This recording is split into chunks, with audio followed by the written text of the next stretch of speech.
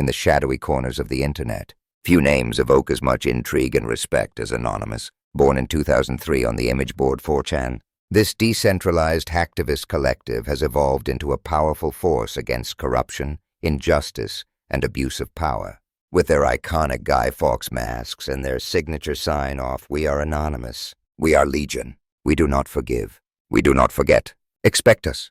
They've taken on governments, corporations, and extremist groups through strategic cyber attacks and information warfare. But not all heroes wear masks all the time. Sometimes they wear headsets and pretend to be hungry customers looking for pizza. We discovered a scam call center operation in India. Specifically in West Bengal, these scammers were running the classic tech support scheme claiming to be from Norton, getting remote access to victims' computers, and then pulling the accidental refund trick where they make it seem like they've transferred $30,000 instead of $300 to the victim's account. They'd then manipulate the victim into withdrawing cash to return the excess money. So we decided to harass these guys in a creative way. We identified their exact location through their Google Maps coordinates and transformed it into a local pizzeria listing. Now, anytime somebody in West Bengal searches for pizza, these scammers show up as Slices by Sadiq, a 24-hour pizza joint with their actual phone number. The results were immediate and hilarious. Their phones started ringing non-stop with locals wanting to order pizza. "This is David here. How are you doing today?" one scammer answered. "Yeah, hi David, I'd like to order a large margarita," came the reply. The confusion quickly turned to frustration. "I want pizza. You have pizza for me? Pepperoni? Large cheese?" "Idiot!" the scammer yelled. "No, I'm not an idiot," the caller responded calmly. "All I want to do is see where you deliver to." "Shut the fuck up and hang up the call and don't call us again," the scammer screamed. "Well, I'm hungry," the caller said.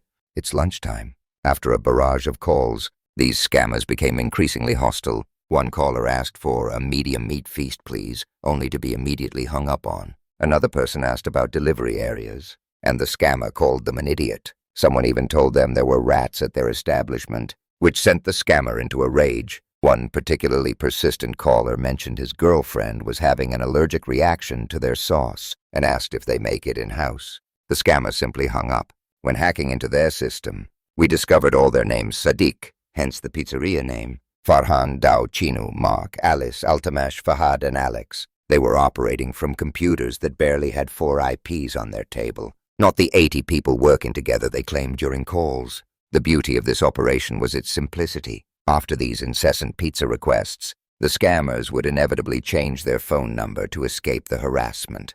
But we were prepared for that. We promised to track down their new numbers and update the Google listing of Slices by Sadiq with any new contact information they might adopt. The original interaction with these scammers revealed their typical modus operandi. They would claim the victim had an invoice from Norton for $5.99, gain remote access to their computer, and then execute the refund scam.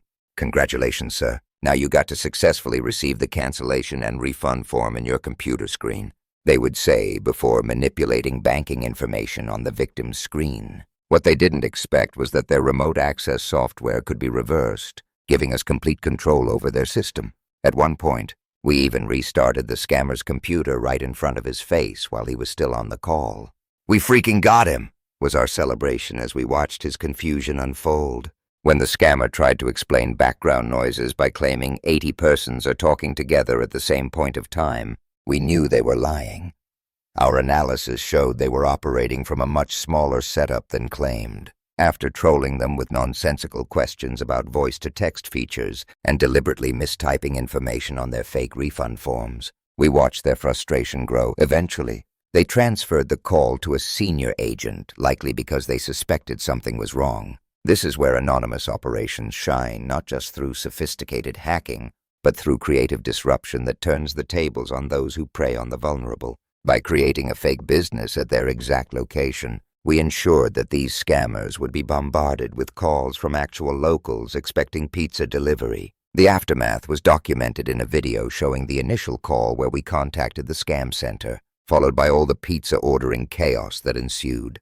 The scammer named Sadiq, who seemed to be a central figure in the operation, became the unwitting owner of a pizzeria that would never deliver a single slice. The operation was designed to force these scammers to change their contact information, disrupting their ability to target victims.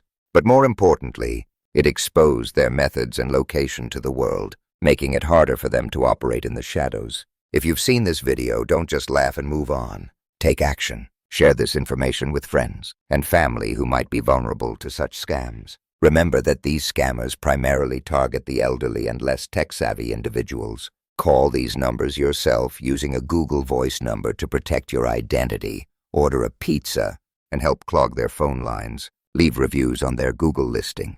The more we collectively disrupt their operations, the fewer victims they can claim. Remember, in the spirit of Anonymous, we are many, they are few. Together we can shut down these predators one prank call at a time.